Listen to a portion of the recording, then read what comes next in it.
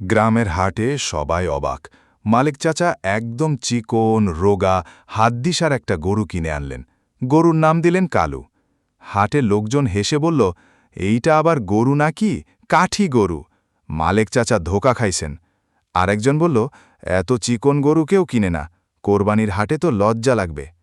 মালিক চাচা মুচকি হেসে বললেন, দেখবেন কেমন হয়, এখন তো শুরু।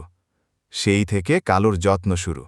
প্রতিদিন খাওয়ানো হতো পুষ্টিকর খাবার, চিটা ভাত, খৈল, ঘাস, ছোলা, মুসুর ডালফিন। মাঝে মাঝে আয়ুর্বেদিক হালকা ওষুধ। বিকেলে হাঁটানো, সকালে গোসল আর রাতে গায়ে নারকেল তেল মালিশ। প্রতিদিনই গ্রামের কেউ না কেউ এসে বলে যেত, এই গরু মোটা হবে না মালিক চাচা, সময় নষ্ট করতেছেন। ঈদের আগে যদি ল্যাংড়া হয় তখন বুঝবেন। কিন্তু মালিক চাচা একটুও ভ্রুক্ষেপ করতেন না। তিনি বলতেন, যত্ন নিলে আল্লাহ বরকত দেন। মানুষ দেখে হার, আমি দেখি সম্ভাবনা।